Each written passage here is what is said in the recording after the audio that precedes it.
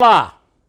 Pois é, através de rede social, o presidente Jair Bolsonaro comunicou a nomeação de Abraham Weintraub para o Ministério da Educação, encerrando um episódio grotesco, que foi a nomeação de Vélez Rodrigues, um colombiano, professor respeitado, filósofo, mas sem nenhuma experiência em administração zero, com objetivos meramente ideológicos, não sei se fixados por ele ou pelo Bolsonaro. O certo é que é um desastre tamanho que a jovem deputada Tabata Amaral, do PDT de São Paulo, não conseguiu arrancar dele uma mínima informação. Ela estava mais informada sobre o Ministério da Educação e por isso brilhou na audiência dele lá na Câmara. O desfecho do episódio foi para lá de lamentável. O Bolsonaro ficou cozinhando o galo e disse no café da manhã para os jornalistas que a aliança passou da mão direita, pode ir para a gaveta, pode ir para a mão esquerda, ou dar casamento, ou dar demissão. Deu demissão, como todo mundo já esperava, e a substituição é uma substituição que, pelo menos ali, nutre alguma esperança. A esperança de que, primeiro, foi nomeado para o lugar um executivo da área financeira e administrativa. Abraham Weintraub trabalhou praticamente a vida inteira no Grupo Votorantim. É uma credencial muito boa. Foi funcionário dos Hermílio de Moraes, Antônio e José, e lá foi de contínuo a diretor. Depois saiu de lá, foi para o mercado financeiro e também deu aulas na Unifesp, é economista e tem mestrado, é formado na USP, tem mestrado. Não tem doutorado. É claro que vem logo a reclamação aí do Renato Giannini, do Fernando Haddad, dos ministros da educação do PT, que por ser um partido de gente muito ignorante, dava muito valor a doutor na educação.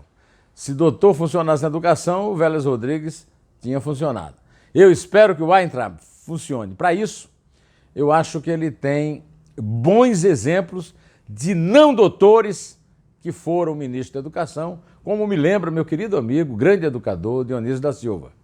O Gustavo Capanema deixou uma marca no Departamento de Cultura do Ministério da Educação no governo de Getúlio Vargas. Era um político, não era um doutor, não era um acadêmico. O coronel Jarbas Passarinho, que foi o ministro na época do regime militar, um coronel revolucionário ligado ao poder, aos marechais que assumiram o poder logo depois da intervenção, E o Passarinho pode ser um excelente exemplo para o Weintraub, porque o Passarinho foi um ministro muito empreendedor, ele praticamente inventou a educação popular no Brasil, a criação de várias universidades que depois o Lula tentou imitar, mas sem o mesmo sucesso do Passarinho. Basta que o Weintraub veja o exemplo do Passarinho e tente repeti-lo. Não tentar cometer o erro do Vélez, ou seja lá de quem foi, de dar prioridade para a ideologia. A ideologia não pode ser prioritária. A prioridade é a educação. A educação no Brasil é vexaminosa, é uma vergonha no mundo. E o Brasil tem exemplos aqui dentro. Não é o Paulo Freire, eu já citei aqui alguns e acho que ele pode seguir esses exemplos. Mas tem um exemplo melhor ainda fora, que são os tigres asiáticos. Nada é tão performático, nenhum desempenho foi tão bom na educação como o dos tigres asiáticos, particularmente a Coreia do Sul. A Coreia do Sul era um país atrasado, mais atrasado que o Brasil, e tem uma educação hoje exemplar no mundo inteiro e, por causa disso, é um grande produtor de tecnologia e um país rico.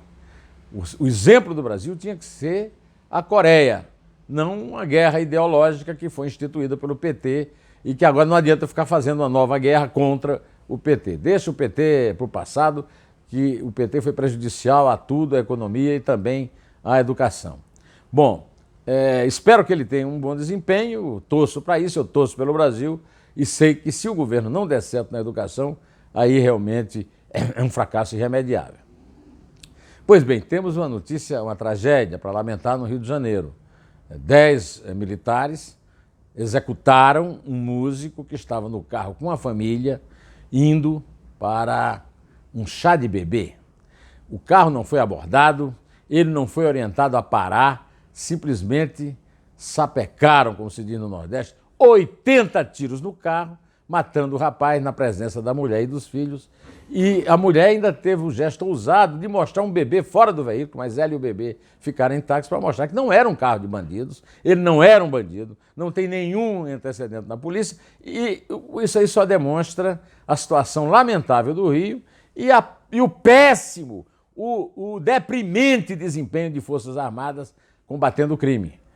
Não estava combatendo o crime, é um segredo. Como sempre, o Comando Militar do Leste tem uma comunicação ridícula, a nota é ridícula, não há como justificar, não há como explicar e não há como nem contar uma história dessa. É uma tragédia terrível de uma família, de um músico que estava indo para uma festa e que foi interrompido por balas de soldados absolutamente despreparados para estarem armados na rua. Bom, no primeiro dia, depois do ano que o Lula completou de cadeia, o relator da Lava Jato, Edson Fachin, negou o pedido que ele fez para substituir o delegado. O Lula é o réu, é o condenado, é o ladrão condenado em segunda instância, 2 vezes na primeira, mais ousado da história do mundo. Ele quer determinar o delegado que vai investigá-lo, baseado no seguinte, que esse delegado está sendo processado em Brasília. Sabe por quem? Pelos advogados dele, Lula. Dá para acreditar? Bom, se você acreditou, veja o seguinte, o último parágrafo do artigo comemorativo do aniversário na cadeia do Lula, na Folha, ele faz uma única revelação. Porque é o seguinte, a explicação para ele estar na cadeia era que a direita, a burguesia, queria mantê-lo fora da eleição. Aí PT perdeu a eleição, não foi ele, foi o Fernando Haddad. Não, foi ele, o candidato foi ele interveio o tempo todo. Então tá bom, mas digamos, o nome dele não estava... Então não tem mais explicação. Agora, por que ele continua? Ele continua preso porque ele fora organizaria a oposição. Olha, eu assisti um Estadão Notícias com o Ricardo Galhardo contando a rotina do Lula na cadeia, e se tem uma coisa que o Lula faz na cadeia, é uma coisa que ele nunca fez na vida, trabalhar. E trabalhar tentando exatamente organizar o PT, que é a oposição. Aí tem 2 coisas, a oposição, né? Não é resistência, é oposição, ou seja, é uma democracia, e o reconhecimento de que a oposição está desbaratada, desorganizada e que ele precisa sair da cadeia para organizar. Quem quiser acreditar nessa, que acredite, não serei eu, né? Bom, hoje tem uma notícia muito positiva no Estadão, é que está mudando o clima no Congresso Nacional a favor da reforma da Previdência. Há uma perspectiva concreta de alguma reforma vir a ser aprovada. Não precisa ser alguma reforma, deveria ser a reforma. Uma reforma que desse uma economia, se não do 1 trilhão que o governo está prevendo no programa dele, pelo menos perto, porque é preciso dar uma aliviada nas contas públicas para que se possa começar a cobrar do Bolsonaro a recuperação da economia e o combate ao desemprego. Essa notícia é uma notícia boa. Agora, Deus sabe o que é que o Rodrigo Maia e a turma de quinta coluna dele lá no DEM vai fazer com essa nova realidade dentro do Congresso. Para finalizar, eu quero fazer uma observação interessante que ninguém percebeu. Ao contrário do que foi dito, que havia 2 manifestações contraditórias na rua no domingo, eu diria que o alvo delas era um só. Era a crítica à justiça. De um lado, o Lula livre, criticando a justiça, porque a justiça foi injusta com o Lula e condenou o Lula, e o Lula está preso como preso político. Não é verdade, o Lula é um preso comum, é um ladrão, roubou, tem prova, o juiz condenou, o Tribunal Regional, o Federal da 4ª Região em Porto Alegre aumentou a pena. De qualquer maneira, era um protesto contra a Justiça, contra a Polícia Federal, o Ministério Público Federal e a primeira instância da Justiça Federal. Na maior manifestação, na Avenida Paulista, foi uma manifestação contra a 4ª instância. O Brasil tem 4 instâncias. Não existe, teoricamente, mas na prática são 4. Contra o Supremo Tribunal Federal, em particular Gilmar Mendes, que é o brasileiro mais impopular do momento. E o ídolo dessa manifestação foi meu amigo Modesto Carvalhosa, que está cobrando com a multidão que estava na Paulista, de verde e amarelo e bandeiras desfraldadas, que o Davi Alcolumbre não arquive o pedido que ele fez de impeachment do Gilmar Mendes, o brasileiro mais impopular, o brasileiro que é mais detestado nas ruas e nos lares.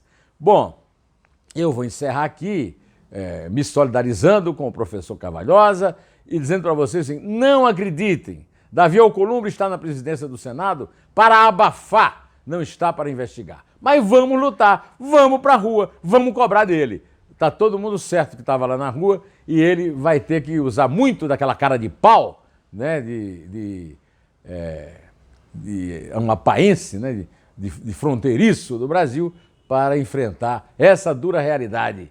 É que hoje a paixão nacional não é mais o futebol. Tinha uma rodada importante no domingo, ninguém estava nem aí, estava na rua gritando contra a justiça. Não é mais a política, agora é o judiciário. Todo mundo querendo endireitar um judiciário torto e injusto. Bom, direto ao assunto, em té, e só a verdade nos salvará para atender alguns pedidos.